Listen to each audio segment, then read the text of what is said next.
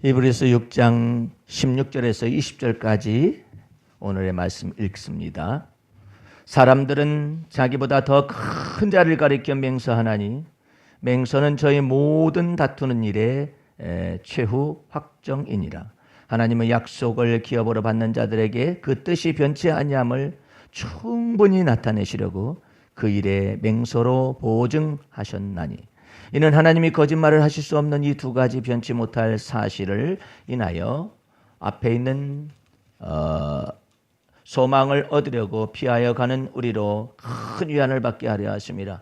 우리가 이 소망이 있는 것은 영혼의 닷 같아서 튼튼하고 견고하여 휘장 안에 들어가나니 그리로 앞서 가신 예수께서 멜기세덱의 반차를 쫓아 영원히 대제사장이 되어 우리를 위하여 들어가셨느니라. 아멘. 할렐루야. 오늘 말씀의 제목은 히브리서 6장 16절에서부터 20절 사이에 히브리서 강의 33번째인데 맹세로 보증하신 하나님이다 라는 말씀의 제목을 가지고 여러분과 제가 말씀 속에서 은혜를 나누도록 하겠습니다. 오늘 본문 말씀의 17절에는 하나님은 약속을 기업으로 받는 자들에게라는 언어가 있습니다. 약속을 기업으로 받는 자들 거기까지 우리가 믿어야 할 것에 관해서 몇 주에 걸쳐서 배웠습니다. 살아계신 하나님이 약속을 하셨는데 그 약속을 기업으로 주실 수 있는가? 하나님은 약속을 지키실 수 있는가? 사람들은 그런 일에 관해서 무관심해요. 하나님이 약속하시고 언약하신 것인데 그 언약하신 것을 기업으로 받는 자들에게 이르기까지 우리는 믿는 믿음을 가져야 한다는 내용을 우리는 여기에서 믿음이 없는 세대 가운데서도 이 믿음을 갖고 이 말씀을 지금 자세히 들여다보고 있습니다. 그런데 하나님께서는 약속을 기업으로 받는 것까지 믿는 자들에게 그 뜻이 변치 아니함을 충분히 나타내시려고 그 일에 맹서로 보증하셨나니 말씀을 잘 봐야 해. 들여다봐야 해요. 하나님 다시 17절 말씀을 다시 봅니다. 하나님은 약속을 기업으로 받는 자들에게 하나님이 약속이 하신 것을 알지도 못하는 사람도 있고 그 약속을 하나님이 지키실 것을 믿는 사람도 많지도 않고 또한 하나님은 그러나 하나님을 살아계신 그 하나님을 언약을 기업으로 받는 것까지 믿는 자들에게는 그 뜻이 변치 아니함을 어떻게 하시냐면 충분히 나타내시려고라는 말이 있어요. 충분히 나타내실 수가 있다. 여러분들 하나님 살아계신 하나님에 대하여서 여러분이 그의 성호를 부르고 이름을 부를 때 이런 언어에 아주 민감하셔야만 합니다. 예. 지금 아무것도 없고 되는 일이 없다 하지라도 하나님을 성호를 찬양할 때는 언제나 이 충만한 이 언어를 사용할 줄 알아야 해요.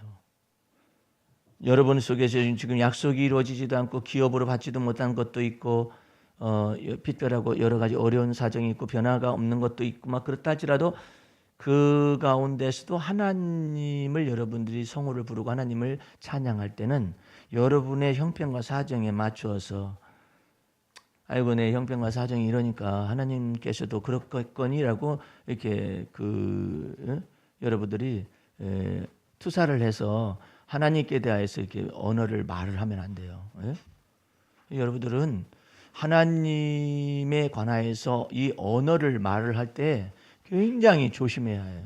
예? 항상 그 하나님은 크신 분이시에요. 우리하고 달라요. 그 다르다라고 믿으면 하나님이 여러분에게 하나님의 크심을 보여주실 거예요. 예? 그러니까 하나님을 송축할 때는 예를 들어서 내가 하나님 앞에 기도했더니 병이 아직 안 나왔다. 안 나왔다 해가지고 하나님 왜 내가 기도했는데 병을 안 낫게 하시는 거 이렇게 말하면 안 된다. 하나님께 대하여서 여러분들이 찬양을 할 때는 다윗은 내 영혼아 여호와를 송축하라 그러면서 자기 영혼을 가르쳐요. 이 버릇을 자기 속에서 이게 되어지지 않는 것이 있었을 거예요. 다윗의 마음속에서도 불평하고 싶은 욕구가 왜 없었겠어요? 저 사울랑 저 인간은 하나님께 불순종하면서도 왜 빨리 죽지 않을까? 왜 의문이 없었겠어요? 예. 악인을 그래서 시편 37편에 다윗은 이처럼 말을 하는 거예요. 그걸 내부적인 심리적인 것을 보면서 성경 말씀을 보면은 다윗도 충분히 불평할 소지가 많았었던 거예요.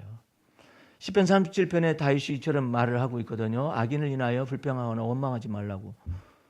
자기 속에 없었던 걸 말하는 게 아니라 있을 수 있었어요. 예? 그런데 그것을 주 앞에서 토설을 한 거예요. 그게 다를 뿐이에요. 예. 여러분들은 하나님을 경외하는 데 있어서 여러분의 생각과 마음이 어디를 맞추느냐에 따라서 이것이 바뀔 수가 있다는 것을 알게 된다면 여러분의 삶 속에서 하나님을 경외하는 것이 멀리 있는 것이 아니라, 그리고 예배당에서만 이 말씀을 들을 때만 하나님을 예배하거나 이런 것이 아니라 몸으로 드려지는 산 제사 속에서 여러분들이 이와 같은 내용을 알 수가 있어요.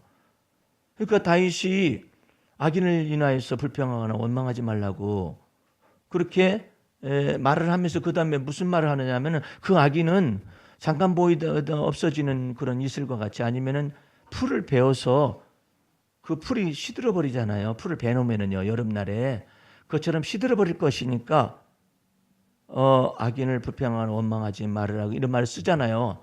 그 쓰는 이유가 뭐예요? 저거 확 베버려 가지고 주님께서 당장에 시들어버리게 해가지고 죽어버렸으면 좋겠다는 생각이 없었겠느냐 말이 있었단 말이에요. 그것을 간과하고 그 시편 37편을 들여다보면은 다윗은 악인을 불평하지도 않고 원망하지도 않는 사람이고 이렇게 도덕적으로 판단을 한단 말이에요. 다윗에 대해서. 그게 아니라 다윗도 그것이 있었다니까 지금 확 베버려가지고 한꺼번에 뿌리를 뽑아버리시든지 하나님이 그러시면 될 걸. 왜 저렇게 저 인간은 오래 사냐.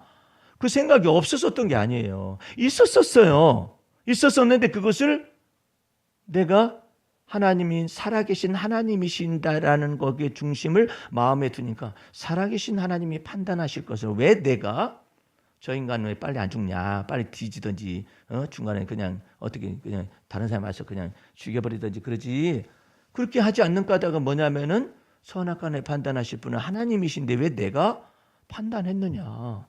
이것을 가지고 하나님 앞에 그러면 내가 해야 할 일은 뭐냐. 하나님이 저 악인은 하나님이 맡으시고 판단하시고 하나님이 보응하실 것이고 나는 선악간의 판단을 내가 하지 않음으로 인하여 내가 저 인간에게 매이지 않는 거예요. 여러분들 원수 맺는다고 그러죠. 원수 맺는다는 것은 무슨 뜻이? 여러분들 이것을 언어를 잘 알아야 해요. 내가 원수를 저 사람하고 맺었다. 그 말은 뭐냐면은 그 원수와 더불어서 내가 운명 공동체라는 뜻이에요. 그 사람 죽을 때 너도 죽어. 왜? 맺었으니까. 그런데 진리는 뭐예요? 예수께서 말씀하시잖아요. 진리를 알지니 진리를 알면 너희가 그 왼수 덩어리의 운명에서 내가 자유를 하는 거예요. 나는요. 예? 이 내용을 잘 알아야 해요. 내가 원수를 맺고 악감정을 그 인간과 더불어 맺을 때에 나는 그 인간과 나는 운명 공동체가 되는 거예요. 그래서 원수를 사랑하라 하지만 사랑하는 것이 되나 안 되지? 사람인데. 그러면 중재자가 있어야 해요. 중재자가 없어서 이 난리가 나는 거라고 지금요. 중재자가 있어야 하는데 그 중재를 누가 해요? 예? 다 자기 자신의 유익만을 위하여서 자기 자신의 이익만을 위하여서 해석을 하고 막 이러잖아요. 그 중재자가 되시는 분이 우리를 창조하신 하나님이요 선악간에 판단하실 재판장이신 그 공평하시고 공의로우신 하나님이잖아요. 그 중재자만 있다면은 내가 그 원수와 더불어 원수를 맺어가지고 운명 공동체가 돼가지고 그 사람 죽을 때 나도 같이 죽고 그 사람 망할 때 나도 같이 망하고 그 사람 저주받을 때 나도 저주받는 이와 같은 운명 공동체에서 벗어날 수가 있을 거 아니에요. 그런데 많은 사람들이 그렇게 공의롭게 공평하게 판단하실 그 분이 어디 계시냐 이거예요. 그래서 그 마음에 사상에 하나님이 없는 거예요. 그런데 예수 믿는 자들은 예수 그리스도의 피값을 통하여서 하나님의 자녀가 된 권세를 받고 예수의 피 권세와 능력을 믿음으로 말미암아 죄 사함의 은총을 받고 의롭다 하심에 놀라우신 은혜를 받았기 때문에 그렇게 주시는 이유가 뭐예요? 모든 그리스도께서 그렇게 오신 이유가 뭐냔 말이에요. 모든 영광을 하나님께 다 돌리기 위해서 그리스도께서 오신 거예요. 그리스도께서 오심으로 말미암아 하나님이 모든 영광을 다 받으시는 거예요. 인간을 하나님의 형상으로 만들어놨지만 인간이 아담과 하와를 통해서 하나님의 영광을 받으셨느냐? 그게 아니라 원수 마귀와 더불어서 협잡해가지고 말해요. 하나님을 배신하고 그러잖아요. 그런데 예수 그리스도께서는 아버지의 모든 계명을 지키기 위해서 오셨다고 그랬어요. 내가 아버지의 모든 계명을 지켰기 때문에 어디로 들어갈 수 있어요? 하나님의 사랑으로 들어갔고, 또 그러므로 너희들은 내 안에 거하면 아버지께서 친히 이제는 너희를 사랑할 것이다. 그게 계명과 사랑의 이와 같은 은혜가 어떻게 나타날 수 있는가? 이와 같은 이 내용을 복음 진리를 모르게 되면은 내가 그냥 관용을 베풀어 가지고 사랑하려고 노력을 한다. 노력하는 것이지 그게 원수 맺는 것이 끊어질 줄 알았어요? 악감정이 없어질 줄 알았어요? 안 그래요. 어떻게 하면 내가 악감정에서 악감정을 맺었는데 거기서 벗어날 수가 있느냐? 내 악감정이 생기는 이유가 뭐예요? 내가 원통한 거 아니에요? 억울한 거 아니에요? 예? 내가 저 인간 때문에 내가 억울하다. 내가 저 인간 때문에 힘들다는 거 아니에요? 그럼 이것을 알아줄 사람이, 알아줄 분이 계시다면, 공정하게 계시다면 내가 그분에게 내 판단을 맡기고 나의 보응도 맡기고 나의 원수 맺음도 맡기고 나의 속에서 원망스럽고 내 속에 원통한 것도 다 내어 맡길 수가 있을 거 아니에요. 근데 그것을 예수를 믿는 자들이 믿느냐 이 말이에요. 그런 하나님으로 안 믿기 때문에, 그러면 내가 예수를 믿는다는 뜻은 무슨 뜻이냐라는 것을 실질적으로 배워야만 해요. 그게 뭐냐면 선악간에 판단하실 분은 오직 하나님이신 것을 만약에 믿는다면, 내가 지금 원통해요. 저 사람이 옳을 수도 있고 내가 옳을 수도 있고, 그런데 이 모든 선악간의 판단을 하나님이 공평하게 해주실 수 있다라고 믿으면 내 판단을 이제는 멈춘단 말이에요. 내가 판단할 이유가 없잖아요, 그 사람을. 그러니까 그 사람으로부터 내가 자유를 얻는 거예요. 예? 그 사람의 운명으로부터 내가 자유를 얻는 거예요. 내가 자유를 얻기 때문에 내가 그 사람에게 원수가 줄이거든 먹이울 수가 있어요. 내가 판단하지 않기 때문에 악감정이 연관이 안 되잖아요. 나하고 상관이 없는 거예요. 그 사람이 죄하고는 그 사람의 허물과 그것하고 나하고 무슨 상관이 있어. 그러니까 원수가 줄일 때 먹이우라. 이거 얼마나 어려운 얘기예요. 목말라 할 때 마시오라. 원수 처먹어라 그러지. 에라이 처먹어라. 악감정 있을 때 에라이 처먹어라. 에? 막말로 하자면 그렇게 될 수밖에 없는 거예요. 인간이잖아요. 그런데 어떻게 그게 가능하냔 말이에요. 나를 판단하실 하나님, 나의 공정한 재판장 되시는 하나님, 살아계신 하나님이 선악간의 판단을 할 것을 믿으면 내가 그 사람의 악으로부터, 그 사람의 악감정으로부터 내가 맺어진 것에서 내가 참 자유하리라 이 말이에요. 여러분들이 이와 같은 내용들을 잘 알기 시작하면은 하나님을 믿고 예수님을 믿는다라는 그 의미가 무엇인가를 현실 생활 속에서 내가 주 앞에서 배울 수가 있어요. 배우게 되면은 하나님께서 그것을 의로 정하셔서 어떻게 하느냐? 너는 내가 너와 더불어 약속한 것을 기업으로 주기까지 네가 믿었으므로 내가 이 일에 관해서 보증을 하마. 그리고 맹서로 너에게 갚아주마. 이 내용이 바로 오늘 2019년도에 우리 교회의 표이기도 하고, 이 말씀의 내용이 여기에 기록이 되어 있는 거예요. 그러니까 여러분의 마음 중심 속에서 이런 내용들을 실질적으로 그래도 조금은 내가 그냥 막 들이받고 싶은 그런 생각도 좀 남겨놨다가 난 확 들이받아요. 그러면 주님께서 너 그거 중심에서 형제를 용서하지 못하면 나도 너의 허물을 뒤적거리겠다. 그러면 전에 있는 내 허물들은 어떻게 됐는데 주께서 주의 피로 다 덮었어요. 그런데 그것을 판도라 상자가 열리듯이 네가 중심에서 형제를 용서하지 않으니까 내가 너의 허물을 뒤적거리마. 그래가지고 이 세상에서도 검찰한테 불려가면은요, 지난날 것이 먼저 전과 조의부터 딱이에요. 전과가 어떻게 됐느냐 조의를 다 해요. 그리고 모든 걸 다 뒤적거려요. 핸드폰으로부터 이 스마트폰으로부터 시작해가지고 은행 계좌로부터 돈이 어떻게 흘러갔는가 이런 것을 다 뒤적거릴 수 있는 그런 권한이 검찰에게 있잖아요. 그러니까 검찰 들이대가지고 다 조사를 하듯이 네가 만약에 형제를 마음 중심 속에서 중심에서 용서하지 않는다면 나도 너에게 이와 같이 대할 수밖에 없는 것이다. 하나님이 그렇게 얘기할 수밖에 없는 거란 말이에요. 그러나 내가 참 자유를 가지고 있게 되면 다윗이 그처럼 행하잖아요. 사울 왕이시여 당신과 나 사이에 판단하실 분은 재판장이신 하나님이십니다. 그리고 당신과 나의 행한 일에 관해서 보복하거나 보응해 주실 분도 하나님이신 것을 믿고 있기 때문에 내가 당신을 죽이지 아니하였나이다. 그러니까 깜짝 놀란 거예요. 예? 그러니까 다윗이 마음속에서 10%는 놔둬야, 나도 인간이니까 10%는 놔뒀다가 그래도 어떻게 뒤지겠다니 어떻게 이렇게 생각을 가지고 있잖아요. 그러면 하나님이 다윗을 위하여 일을 행하실 수가 없어요. 예. 네 마음 중심 속에서 하나님은 티끌처럼 이 모든 걸 다 감찰하시는데 너 왜 그것을 갖다 네 마음속에는 간직하고 있지? 하나님을 온전히 믿는 건 아니지 않느냐. 온전히 믿어라. 그러면 하나님께서 그 속에서 다윗에 있는 조금이라도 있는 악감정이나 꺼리낌이나 보복감정 같은 것들까지도 없애줄 수가 있어요. 근데 인간인지라 하고서 남겨두잖아요. 반드시 그것이 내가 저 인간 저렇게 되리라고 생각하는 생각이 내 마음속에 딱 들어와 있어요. 내가 두고 보자. 이런 것이 있단 말이에요. 그러면 하나님께서 공평한 하나님이 그걸 딱 감찰하시고 난 다음에 이 죽어야 할 인간이 연기가 되는 거야. 안 죽는 거야. 에? 이 인간이 확 하나님께서 죽여 없애버리고 싶은데 안 죽는 거야. 죽지도 않아요. 수명이 길어. 뭐 때문에 그러냐면 내 마음 중심 속에 그 사람하고 원수가 맺혀져 있는 다윗의 마음 중에 그것이 남겨져 있으니까. 그런데 나중에 다윗은 온전히 주님을 믿었잖아요. 믿으니까 무엇을 믿었냐면 선악간에 판단하실 재판장이실 하나님을 믿어서 자기 판단을 거두었어요. 보복은 어떻게 해주셔야 할 텐데 이것은 내 몫이잖아. 하나님 몫이 가는데 보복을 이렇게 해줬으면 좋겠는데 너 그거 그림을 네가 왜 그려? 그러면 보복 감정도 하나님께 내어 맡기겠습니다.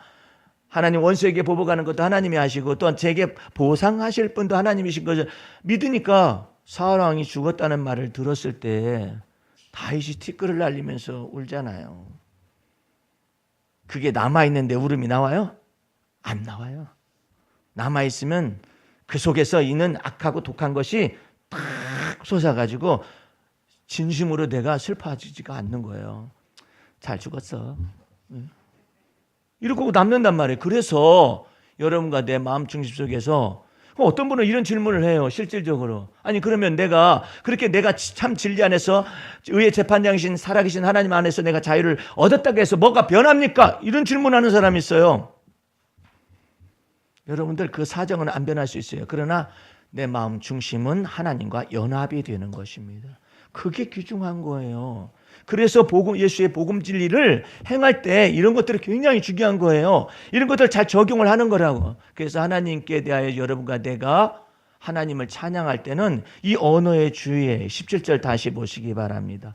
하나님은 약속을 기업으로 받는 자들에게, 거기까지 믿는 자들에게, 대부분의 많은 사람들이 약속까지만 믿는다니까요. 그래도 예수 믿는 사람 가운데 예수를 믿는다는 사람 약속을 믿어요. 근데 어디까지는 생각을 못했느냐, 마음을 못 넓혔느냐, 약속을 기업으로까지 주실 수 있는 그 하나님은 안 믿었었는데 만약에 약속을 기업으로 주시는 것까지 믿을 수 있는 사람이라면 그 뜻이에요. 그 뜻이 변치 아니함을 충분히 나타내실 그 하나님, 예? 충분히 나타내시려고 그 일에 맹서로 보증하신 그 하나님까지 마음속에 믿어진다 이 말이에요. 그러면 이 18절 말씀에 이는 하나님이 거짓말을 하실 수 없는 이 두 가지 변치 못할 사실을 인하여 앞에 있는 소망을 얻으려고 피하여 가는 우리로 큰 안위를 받게 하려 하심이라. 여러분들 피하려 간다는 의미를 잘 생각하셔야 해요. 이 피하려 가는 우리들이라는 말 속에 뭐가 있느냐 하면은 일반적인 사람들은 예수를 믿어도 이렇게 약속을 기업으로 주시기까지 하나님은 하시는 분이며 또한 맹서로 보증까지 하시는 그 하나님이라는 것을 안 믿어요. 실질적으로는 안 믿고 있어요. 그런데 그 약속을 보증으로 하나님께서 맹세하시는 것까지 온전히 믿는 사람들은 안 믿는 사람들을 피하여 가고 있는 사람들. 넓은 길에서 좁은 문을 선택하는 사람이에요. 길이 좁고 협착한 그 생명의 길을 선택하는 사람이에요. 그 속에서 하나님은 만나 주십니다. 예? 하나님은 그 속에서 만나 주시거든요. 여기는 지성소예요. 길이 좁고 협착하기 때문에 대제사장 위에는 못 들어가요. 성소에는 누가 들어가느냐? 레위를 제사장들은 거기까지 들어갈 수가 있어요. 거기서 떡을 뗍니다. 그 다음에 촛불을 또 밝혀가지고 성소 안을 비춥니다. 기도의 향단이 그 안에 있어요. 기도도 해요. 촛불을 밝혀가면서 그 다음에 떡 떼면서 교제도 나눠요. 근데 하나님 앞에서 여기서는 교제를 나눌 뿐이에요. 어디를 들어가야 하나님을 만나냐면은 휘장을 쫙 열어젖히고 지성소에 들어가면 하나님께서 이처럼 말씀하십니다. 내가 너를 거기에서 만나리라. 예? 거기에 뭐가 있어요? 예수 그리스도의 그 핏부림이 나타난 속죄소가 있어요. 예? 내가 너를 거기에서 만나주리라. 예? 이것이 히브리서의 내용들이거든요. 이런 것 속에서 여러분과 나는 19절 말씀을 마저 읽겠습니다. 우리가 이 소망이 있는 것은 영혼의 탓 같아서 튼튼하고 견고하여 휘장 안에 들어가나니. 휘장 안에 들어간다고 그러죠. 거기에 대제사장만이 들어갈 수 있는 그 휘장의 지성소로 우리를 초대하고 있는 거예요. 그래서 하나님이 뭐 해주시느냐면 여러분과 나를 생각해 주실 수가 있어요. 내가 하나님 생각하고 하나님을 믿고 있는 것하고 하나님이 생각 속에 내가 있는 건 다르잖아요.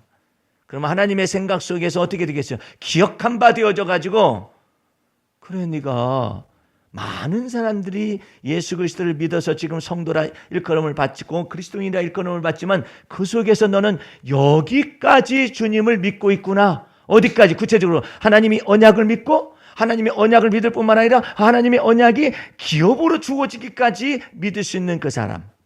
또한 그 기업으로 주어질 뿐만 아니라 그 기업을 갖다가 보증하시고 맹세하여 주셔가지고 주실 수 있는 그런 하나님으로 네가 믿고 있기 때문에 내가 너를 그 지성소에서 만나주리라.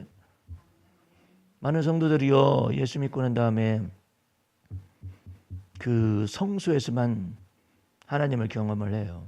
예. 성소에서만 하나님을 경험해가지고 우리 교회의 하나님 그래. 우리 교회의 하나님 그래. 거기서 떡을 떼기도 하고 무엇을 하기도 하고 그런데 무엇이 안 되느냐면 여호와 하나님은 나의 하나님이십니다가 안 돼. 예? 여러분과 내 속에서 이처럼 하나님은 아브라함을 가리켜서 말씀하시고 또한 약속을 기업으로 얻기까지 주님은 내게 주신다. 그래서 내가 여러분들에게 그러면 기업이 무엇입니까? 라는 질문을 해요. 예? 기업이 도대체 무엇으로 오늘날 해석을 해야만 합니까?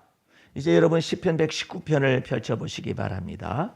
이것을 통해서 조금 더 말씀이 조금 깊이 들어가서 오늘날의 내 삶 속에서 기업은 하나님께서 이와 같은 것으로 소유 하나님이 나의 소유이고 나는 하나님의 소유가 되었는데 하나님이 어떻게 나타내시는가 시편 119편 56절 말씀을 보시기 바랍니다.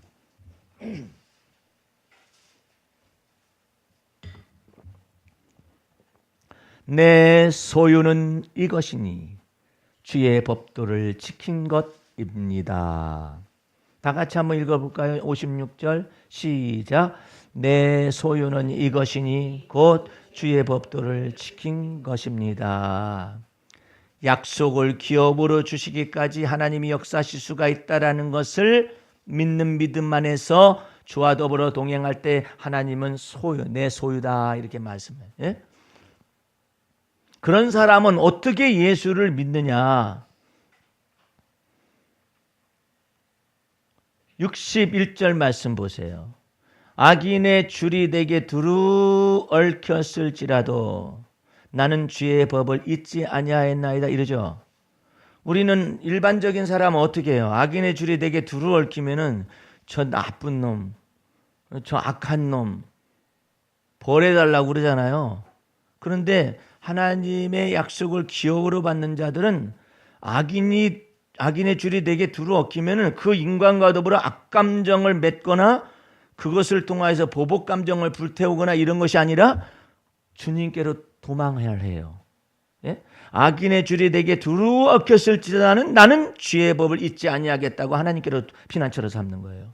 왜? 하나님이 선악간에 판단하실 재판장이시기를 마음속에 믿기 때문에 하나님이 또한 나를 위하여서 보상하실 것이고 악인에게 보복하실 것도 하나님 앞에서 믿기 때문에 주의 법을 잊지 아니하였나요?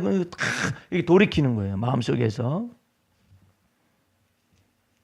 자, 이제 좀 넘겨가지고 93절 말씀을 보시기 바랍니다. 93절, 10편 119편 93절이에요. 내가 주의 법도를 영원히 잊지 아니하오니 주께서 이것들로 나를 어떻게 해요? 살게 하신다잖아. 여러분들의 의로 이제 사는 것이 아니라 약속을 기업으로 주신다라고 믿는 믿음 안에서 그 법도가 나를 살게 하신다고. 살게 하신다. 95절 말씀을 보시기 바랍니다. 악인이 나를 멸하려고 엿보오니 나는 주의 증거를 생각하겠네. 이 생각이 거기서부터 확 달라지는 거예요. 예? 다시 악인이 나를 멸하려고 엿볼 때에 그 악인과 더불어서 악감정에 얽혀서 악인과 운명공동체가 되는 것이 아니라 나는 주의 증거 쪽으로 생각을 하게. 나는 생각을 바꾸잖아요. 엄청난 내용이에요. 이것을 알기 시작하면은 시편 107 거기에 107절 보세요. 107절 이제는 넘어가서 나의 고난이 막심하오니 여호와여 주의 말씀대로 나를 소성케 하소서. 그러니까 언약을 기업으로 주실 그 하나님 앞에 말씀대로 법도대로 이건 전부 다 그 뜻이에요. 예? 고난이 막심할 때 고난 때문에 어쩌고 그것보다도 여호와여 주의 말씀대로 나를 소성케 하소서. 109절 말씀을 보시기 바랍니다. 똑같아요. 나의 생명이 항상 위경에 있사오나 그 다음에 바뀌어요. 주의 법을 어떻게 한다고요? 잊지 아니하겠다고. 그러니까 이게 마음이 다른 거예요. 일반 사람하고 마음이 다른 거예요. 하나님의 마음에 자꾸 합하는 거야. 예. 110절 말씀 악인이 나를 해하려고 올무를 놓았사오니 나는 주의 법도에서 떠나지 아니하였나이다. 왜? 거기에 언약 있고 거기에 기업을 주시는 그 하나님이 서 계셔요. 할렐루야. 그래서 111절이 나옵니다. 주의 증거로 내가 영원히 뭘 삼아요? 기업을 삼았사오니. 여러분들은 뭐라고 돼 있어요? 성경에? 노안이 오셔가지고 잘들 안 보이시나? 111절 말씀 정확하게 그 말씀의 맥락을 보란 말이에요. 나는 주의 법도에서 주의 증거로 내가 영원히 뭘 삼느냐면 기업을 삼는. 근데 특별히 삼았사오니 이는 내 마음의 즐거움이 됨이니이다. 마지막 절 112절 내가 주의 율례를 길이 끝까지 행하려고 내 마음을 기울였나이다. 여러분들 여기에서 이제 본문 말씀으로 넘어가 보시기 바랍니다. 여기에서 증거라는 말이 있어요. 율례와 법도를 얘기하면서 증거라는 말이 있어요. 그 증거라는 것은 살아계신 하나님께로 마음을 피난처를 삼아서 피하게 되면 하나님의 살아계신 말씀의 증거를 나타내신 거예요. 내가 여러분들에게 이런 질문들을 하죠. 여러분들 여호와 하나님은 나의 기업이십니다라고 말을 할 때 그 하나님은 나의 기업이라고 부르짖는 자의 그 기업이라는 그 의미가 내 삶의 현장 속에서 어떻게 나타날 수 있을까? 그런 내용들 가운데서 여러분들은 뜻이 하늘에서 이루어진 것처럼 땅에서도 이루어진다라는 믿음 속에서 그 말씀을 적용을 잘 해야 한다고 했잖아요. 내가 노지사님이 편의점을 경영을 하기 시작을 했는데 뭐 큰 것도 아니고 조그마한 거잖아요. 만약에 그 편의점에서 하루 종일 앉아 있잖아요. 이거 미칠 일입니다. 돌아다니던 사람이 앉아 있잖아요. 그거 뒤집어질 일입니다. 예. 그래서 그게 쉬운 일이 아니에요.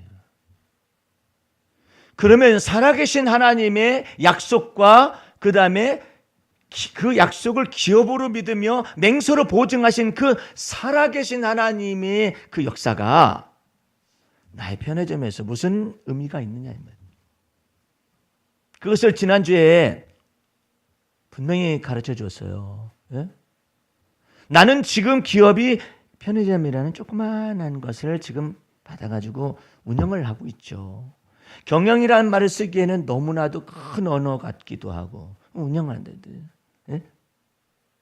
이 운영을 하고 있는데 이 속에서 하나님이 내게 무슨 의미가 주어지느냐 이 말이에요.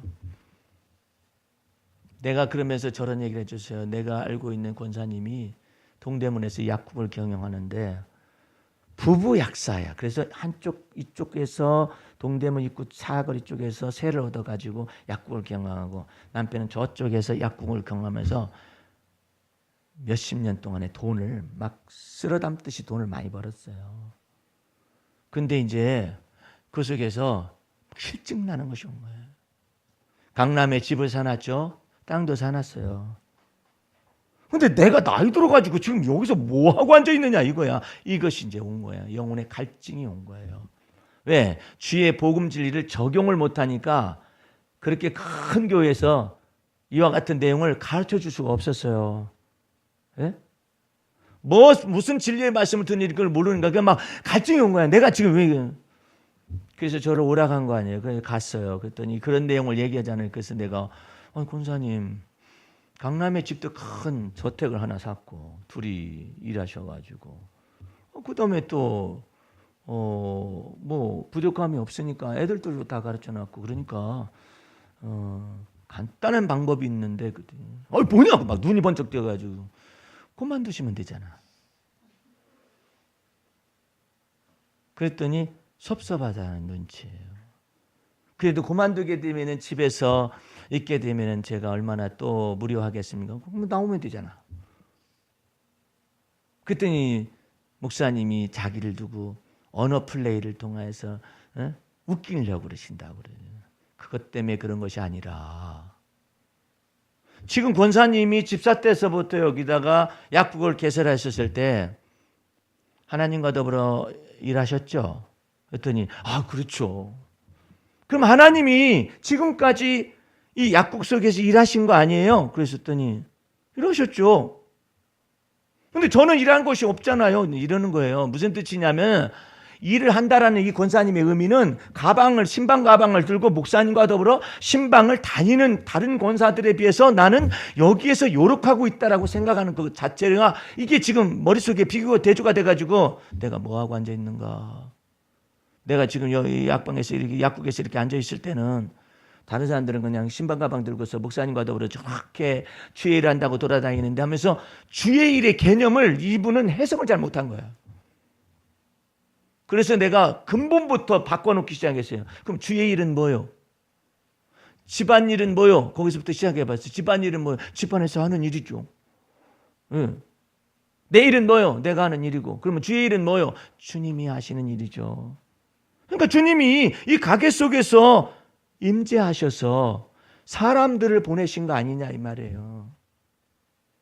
근데 아멘 하네 또. 거기까지 이제는 됐어요. 그 열렸으면은 주님이 계속해서 사람을 보내셔서 권사님을 하여금 유익을 얻게 하고 이익을 얻게 하신 것이잖아.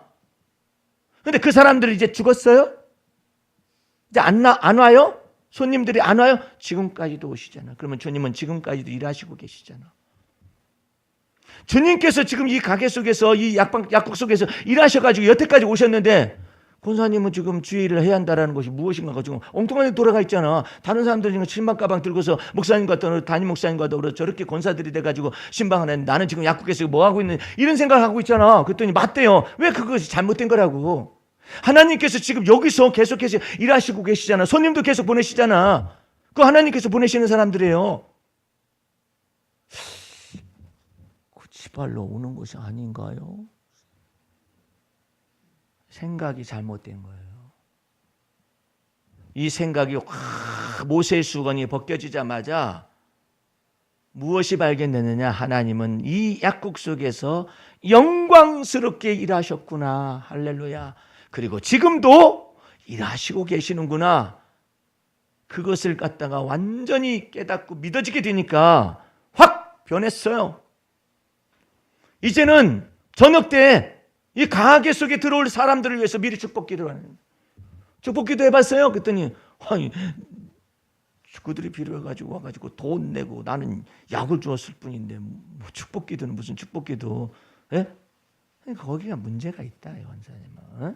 권사님 복음 진리의 말씀과 살아계신 하나님이 역사하시는 그 통로들을 몰라서 이러는 거야.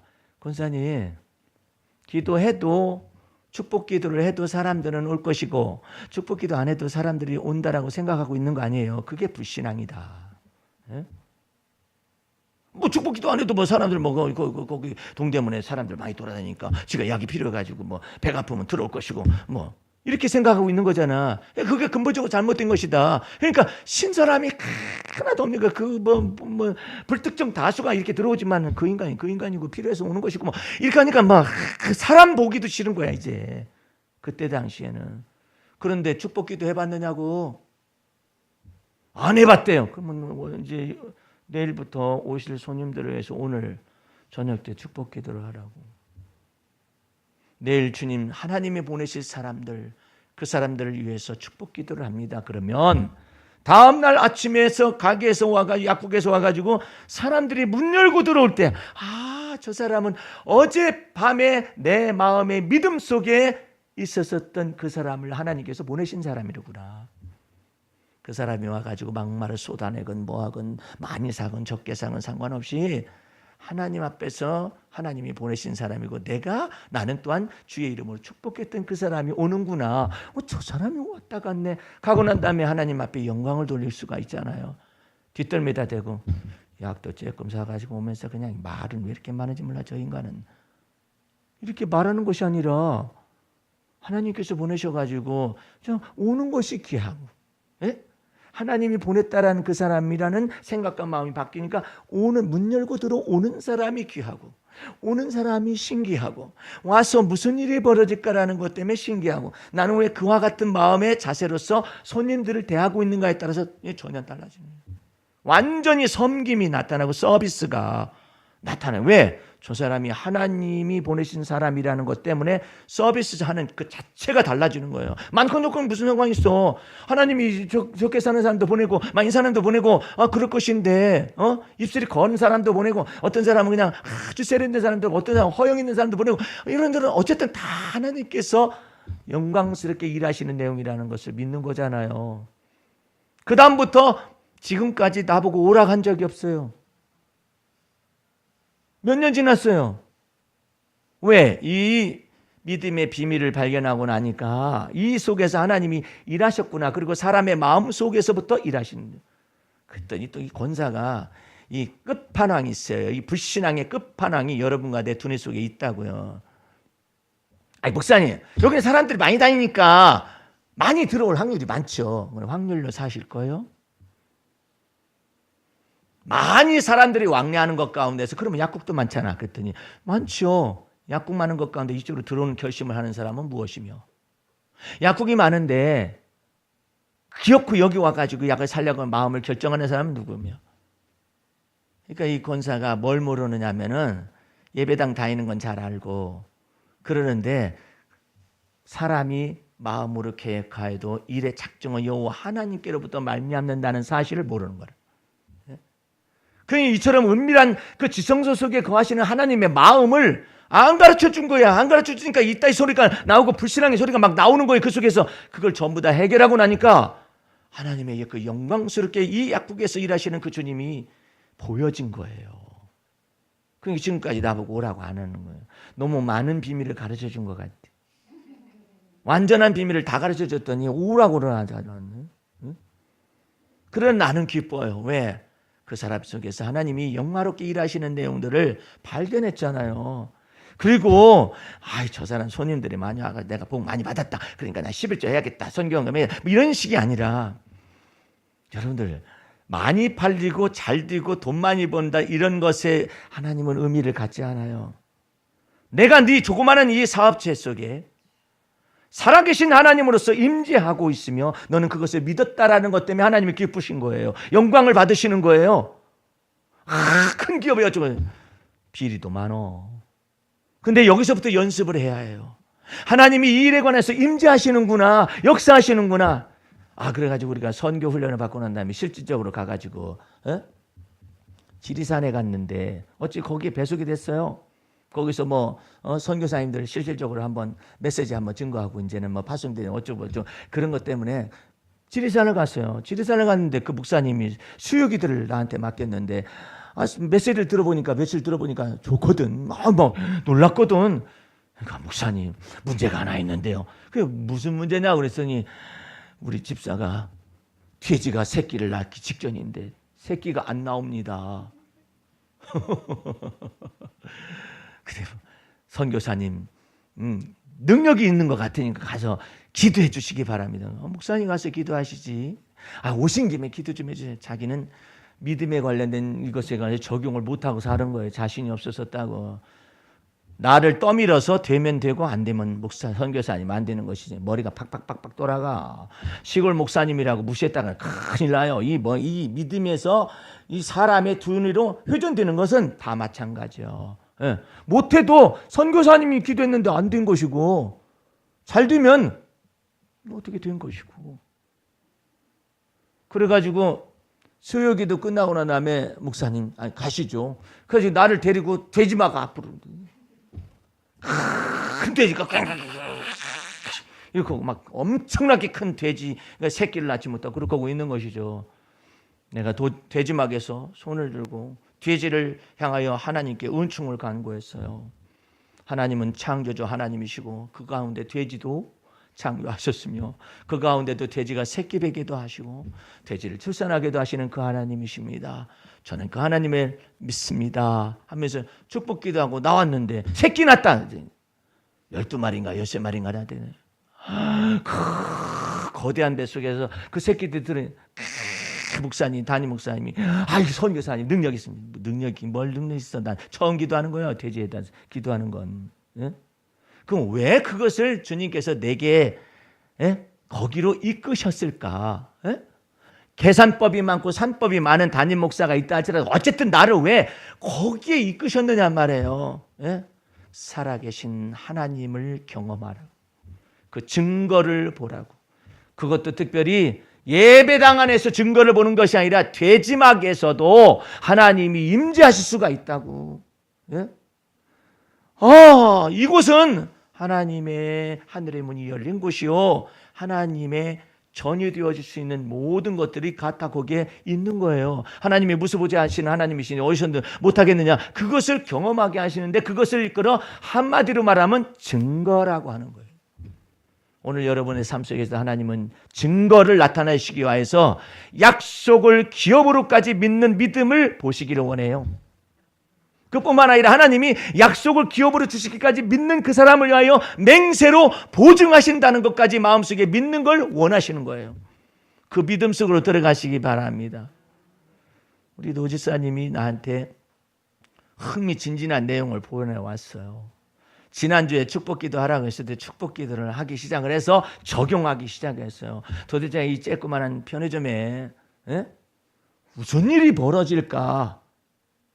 근데 그런 내용을 보내왔길래 내가 한번 옮겨봤는데 뭐라고 왔느냐면은 영광 중에 아름다운 은혜로 주신 이 아침에 또 아침 됐나 저녁 됐나 하는 것 아닌가?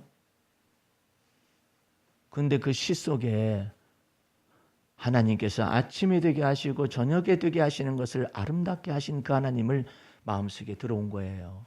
그래서 영광 중에 아름다운 은혜로 주신 이 아침에 오늘도 주의 기업에 나와서 넘나드는 이들을 축복합니다. 편의점인데 조그마한 장소인데 넘나드는 이 편의점을 편의점이라는 언어를 표현하기보다는 주의 기업이라고 표현을 해요. 언어가 다 바뀌는 거예요.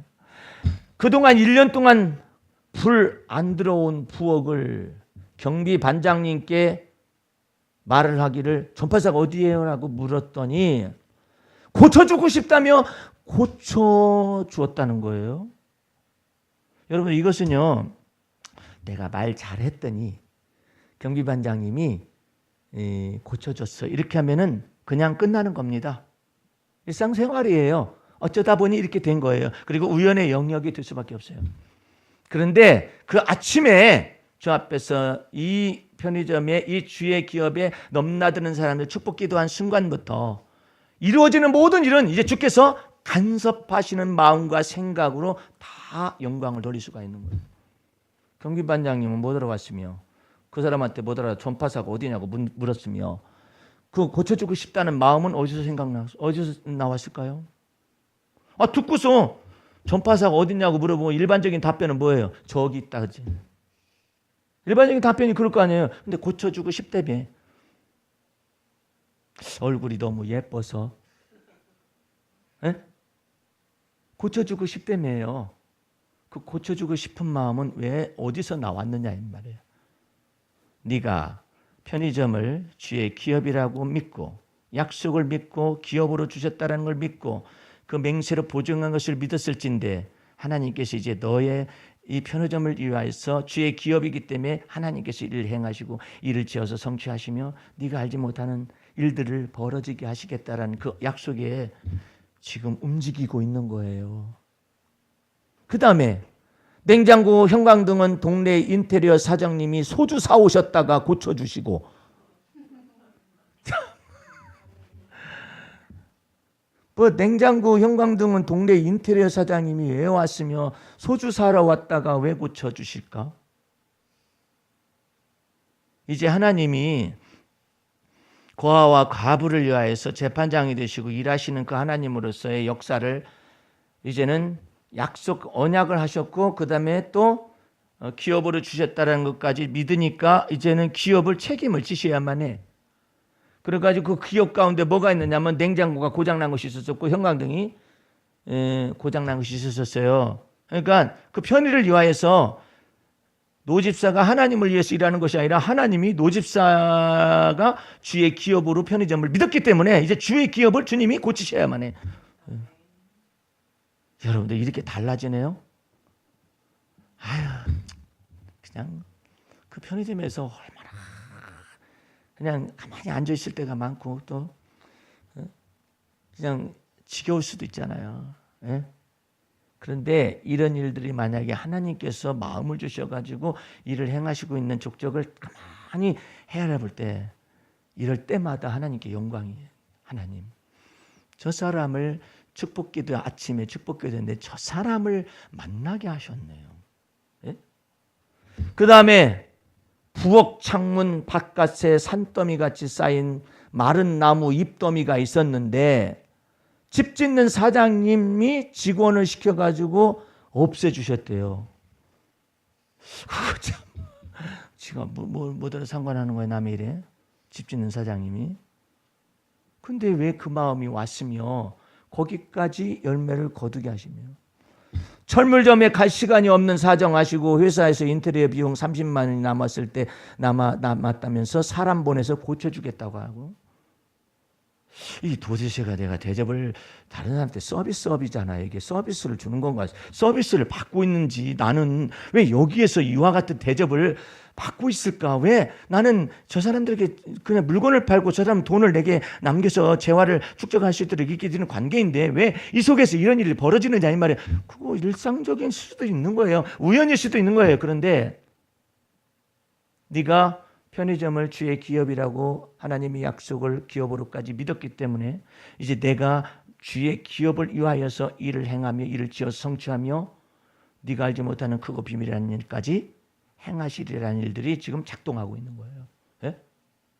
저는 그리스도시요 살아계신 하나님의 아들로서 임재하실 것을 네가 어디까지 믿냐면 언약도 믿고 그것이 기업으로 주는 것까지 믿고 그 맹세로서 하나님께서 보증하셨다는 것을 믿을진데 그 살아계신 하나님이 내 속에서 네가 알지 못하는 크고 비밀한 일들을 막 일으켜 주시겠다. 이것을 갖다 뭐라고 또 보냈냐면 이것은 주께서 손수지어서 성취하신 은혜입니다. 날마다 어린아이로부터 어르신, 장애인, 술 취한 이들의 아픔과 슬픔을 보게 하시는 주님께 감사드립니다. 잘 모르는 아주머니가 이제는 호떡 먹으라고 갖다 줬대요. 물건 사러 와가지고 돈 내고 가면 되지 뭘 그래. 애라 너 이 떡 먹으면서 이거는 주의 떡이니까 먹도록 해라 하면서 주는 거예요. 호떡 먹어라. 한 번은 김치 부침개를 부쳐서 갖다 줬다는 거예요. 이거 뭐야 이거. 이 동네 이상한 동네다. 하나님이 너 약속을, 하나님의 약속을, 언약을 기업으로까지 네가 이 편의점에서 네가 믿을진데, 이 편의점은 편의점이라기보다도 네게 줄로 지어진 주의 기업이다. 내게 줄로 지어진 기업은 아름다운 곳에 있으며, 예? 다윗은 그것을 쫓겨다니는 시절 속에, 사울왕에게 쫓겨다니는 시절 속에서 주를 믿는 믿음 안에 있었어요. 여호와는 나의 자네 소득이실 뿐만 아니라 나의 기업을 지키시는 분이십니다라고 믿으면서, 주께서 내게 줄로 지어진 기업이 있는데 그 기업이 실로 아름다움 나이다 하면서 말을 하고 있어요. 그러니 하나님의 마음속에 저거 봐라, 아직 나타나지도 않았는데 줄로 지어진 기업이 있다라고 믿네. 아니 주어지지도 않았는데 아름다운 곳에 있음도 마음속에 믿네. 여러분과 나는 주를 위하여서 지금 주 앞에서 이 지금 예배드릴 처소뿐만 아니라 선교센터가, 세계선교센터가 건립되어지기를 놓고 지금 믿음 가운데서 기도를 하고 있어요. 우리는 감당해낼 수 없어요. 그런데 하나님은 하나님을 위하여서 지금 컨텐츠부터 먼저 주시고 계신 거예요. 그 컨텐츠가 뭐냐면은 우리 속에 믿음을 준비시키는 것이고, 할렐루야. 내 속에서는 뭘 준비시키냐면 믿음의 말씀을, 책을 계속해서 써내려가는, 내가 나중에 너 출판하고 세계로 번역되어 가지고 하는 거, 그 선교사들이 번역하게 만들어 가지고 네가 언제 세계를 언어를 익혀 가지고 다 번역하냐? 그거 각기 나가 있지 않냐? 그들에게 헌금을 보내주고 번역비를 보내주고 충분히 번역하게 해라. 그래 각자의 처소 속에 이들끼리 써라. 돈 주고 파는 것도 아니고.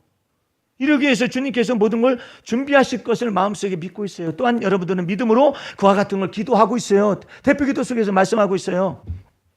뭐 때문에? 기업, 하나님의 언약을 땅끝까지 이르게 하시겠다는, 복음이 전파되겠다는 하나님의 언약을 기업으로까지 다 믿을 뿐만 아니라 하나님이 맹세로 보증을 하신 것을 믿기 때문에, 그것이 영혼에 튼튼한 닷이 되어 있기 때문에 이 말씀 속에 붙어 있는 것입니다.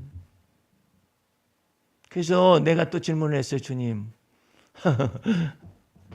편의점에서 주님이 기업을 나타내시는 걸 믿고 이렇게 조그마한 데서 하고 있잖아요.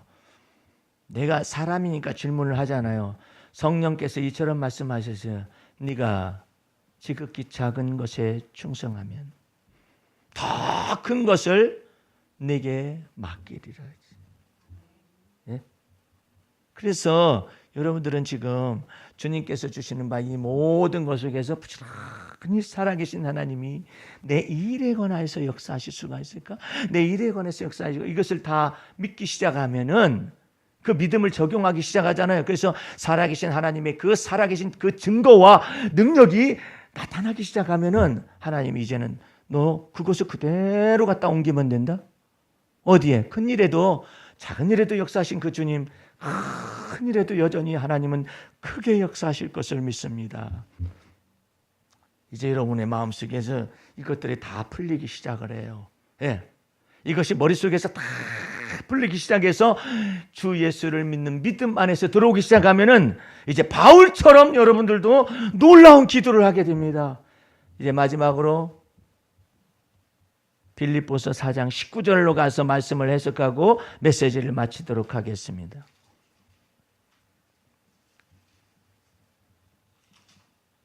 빌립보서 4장 19절 말씀. 지금 사도 바울은 로마 감옥에 갇혀 있으면서 빌립보 교인들에게 주고받는 일에 참여한 빌립보 교회를 향하여서 4장 19절로 놀랍도록 축복 기도를 합니다. 19절 말씀 보세요. 나의 하나님이 그리스도 예수 안에서 영광 가운데 그 풍성한 대로 너희 모든 쓸 것을 채우시리라.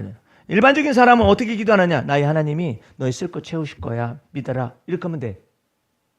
근데 그 안에 있는 말이 율법에 의해 흠이 없다고 생각했던 그 사람, 오직 율법에 의만 알았었던 그 사람, 콩 하나 심으면 하나 난다라고 생각하는 그 사람 속에 변화가 왔어요. 극적인 변화가 왔어요. 예? 영적 감성이 놀랍도록 그 안에 담겨져 있어요. 뭐가? 나의 하나님이 거기서 끝나는 게 아니야. 나의 하나님이 그리스도 예수 안에서 영광 가운데 그 풍성한 대로 너희 모든 쓸 것을 채우시리라. 이게 바뀐 거야. 에? 사도 바울은 지식인이잖아요. 콩 심으면 콩 나는 거 알고 팥 심으면 팥 나는 거 아는 사람이에요. 그런데 이 사람이 무엇을 지금 적용하고 있느냐? 좋은 땅에 말씀이 떨어지면 거기에서 30배, 60배, 100배의 결실을 거둔다라는 그리스도의 말씀을 바울은 들은 적은 없어요. 그러나 사도 베드로를 통해서 전승되어질 수 있어요. 도대체가 무슨 진리의 말씀, 복음 진리의 말씀을 예수님이 역사적 예수님으로 이 땅에 거하셨을 때 들려줬었느냐? 그 내용을 전해드릴 수가 있잖아요. 근데 그 내용은 이게 이렇게 바뀝니다. 언어가 그리스도 예수 안에서, 예? 큰 뜻이 그리스도 예수. 왜? 그리스도 예수 안에 언약이 기업으로 들어와 있기 때문에.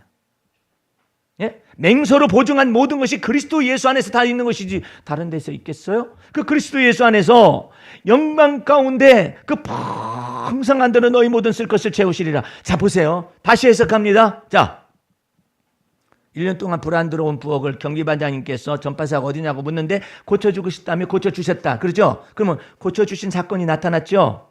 그 고쳐주신 사건이 그냥 고쳐주신 사건이 아니라 그리스도 예수 안에서 영광 가운데 풍성한 것 가운데서 나의 필요한 것, 니들을 채워주었다는 뜻이요.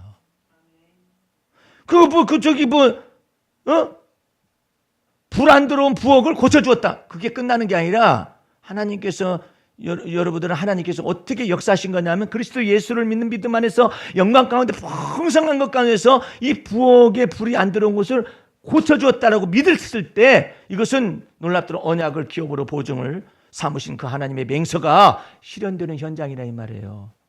거기 적은 데서부터 시작을 해야 해요. 하나님이 이 일에 관해서도 증거를 주셨습니다. 이것은 나의 간증이요 이것은 나의 찬송일세.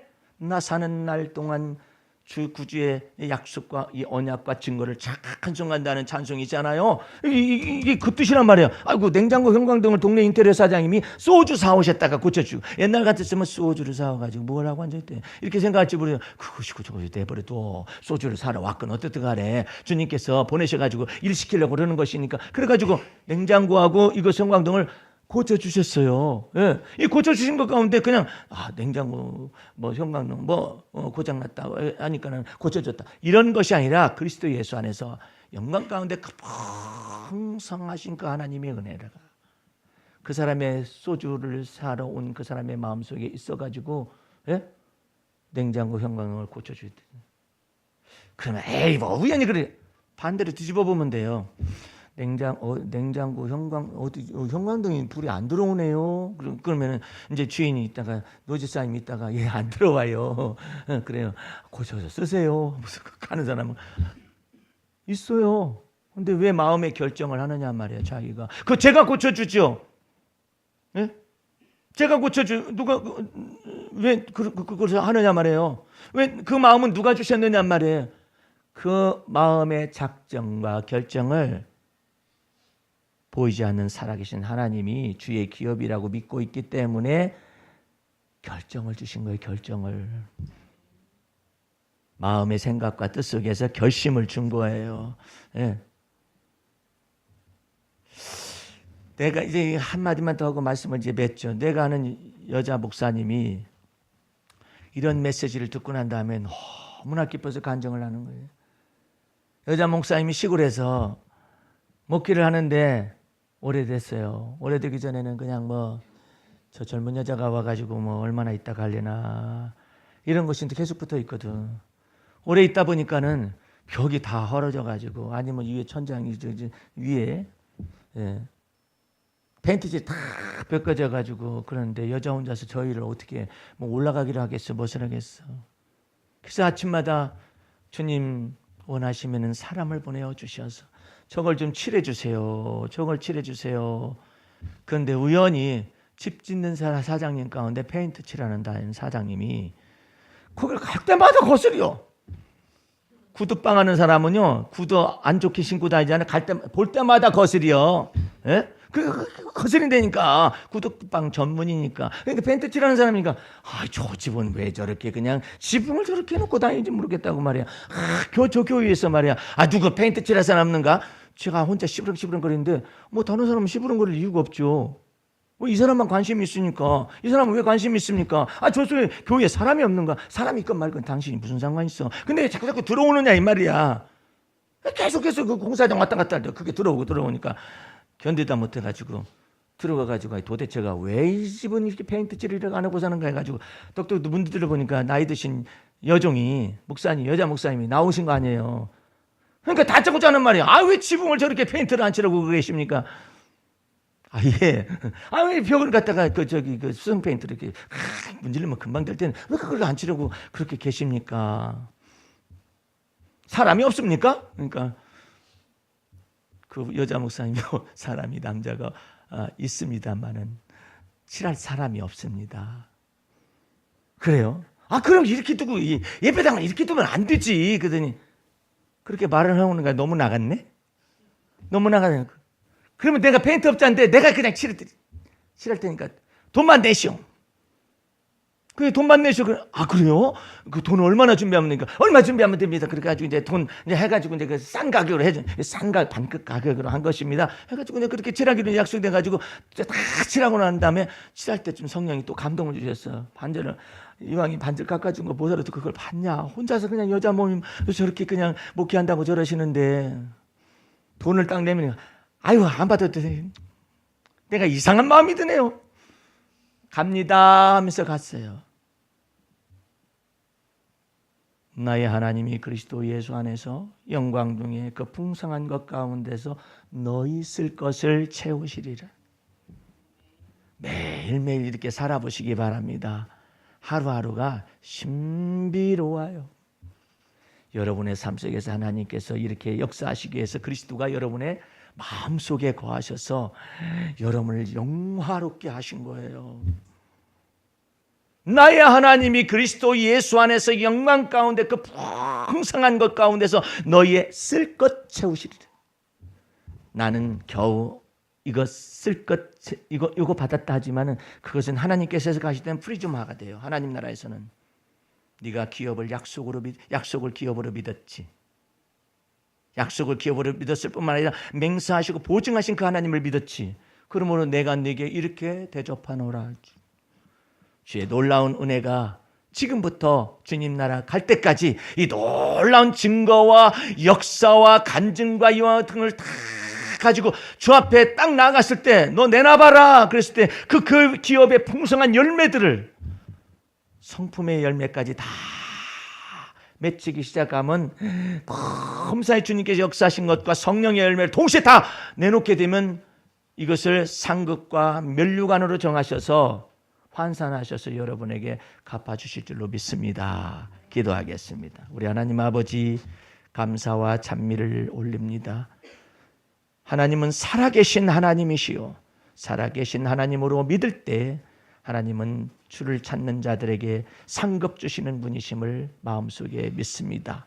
이제 내가 사는 것이 아니라 그리스도가 내 안에 사심을 믿어서 주와 더불어 동행하여서 많은 열매를 거두어 주께 영광 돌리도록 도와주시옵소서.